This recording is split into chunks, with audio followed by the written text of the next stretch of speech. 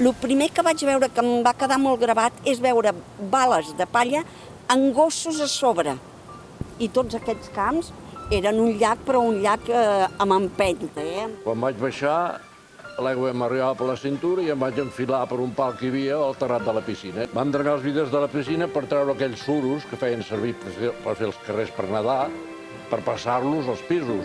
Però mentre feien tot això, l'aigua anava pujant, Però no allò de dir, no, és que la veies com pujava.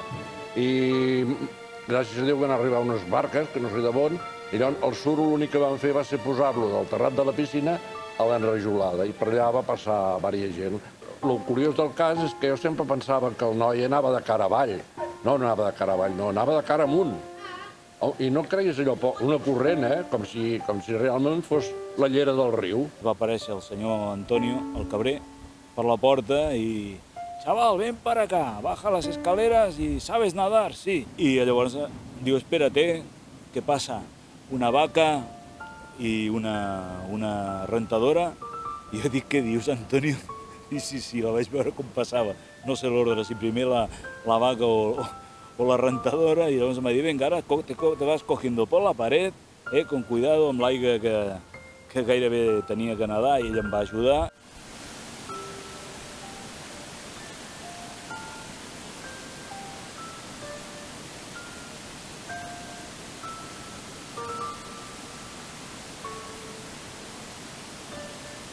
El que jo recordo és que estàvem al balcó del segon pis i en el moment en què ens vam treure amb la barca, que ens anaven despenjant, la por que vam patir en el moment de ficar-nos a la barca, anar a l'aigua veient animals morts. Ves que està entrant aigua a Cal Grisó. I és perquè l'aigua va començar a trobar l'embús del pont, del Diable, va anar tirant riu amunt. Va entrar primer pel camp de futbol i després per la mateixa desaigua del Noia. I allà va començar a inundar l'indret de la palanca. A l'arribar aquí al nivell del portal de Noia no vaig poder venir cap a casa perquè tot el tros del final del mur estava inundat. Surto al balcó i veig això, tot el riu aquí, però completament el riu, i va anar pujant fins a dalt de tot. Estava mirant aquí, va sortir un petac molt fort. I va ser que el pont de ferro va caure i van arribar les esquitxos aquí mateix. L'aigua va fer cap així, cap a fora.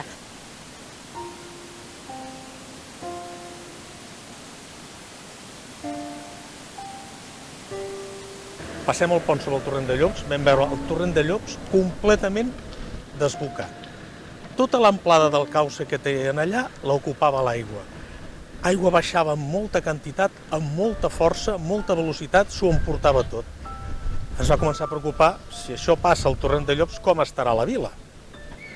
Tot allò era un mar, tot allò era aigua. Aigua i més aigua. Era increïble, semblava que estàvem veient una pel·lícula de ciència-ficció. L'aigua va estar a uns centímetres d'entrar al menjador de casa i des d'allà la vista d'un mar enorme d'aigua era realment imponent.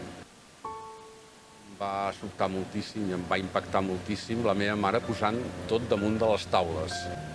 Recordo també que tot va quedar enfangat durant molt de temps. L'aigua va recular lentament i van quedar totalment entollat d'un sol to marró.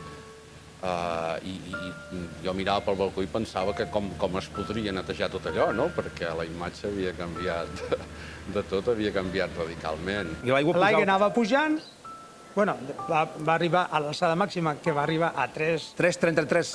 Observàvem que el riu, en comptes de baixar, que sempre té aquest sentit avall, anava amunt. El Llobregat l'apretava, perquè no podia entrar al riu Noia, i l'apretava i pujava, s'anava engomant. Nosaltres encara van estar treballant anys i anys, que les barres de ferro les donaves la volta i queia com una figura feta de fang amb la forma interior. Nosaltres després al final ja fèiem broma de mira, encara n'hi ha fang aquí, encara n'hi ha fang allà. I en pocs moments allò va pujar, va cobrir tots els telers fins a arribar als fluorescents, o sigui, uns 3 metres aproximadament. Durant anys, a la paret va quedar marcada la línia de fang que va ocupar això. Vaig veure el pont del Diable a punt d'arribar a dalt. Jo em vaig espantar i vaig dir, ostres, si el pont del Diable està així, casa meva està per aquí. Vam estar 2 mesos traient fang. Després vam perdre mobles, vam perdre roba, vam perdre... Bueno, tot tornar a començar de nou.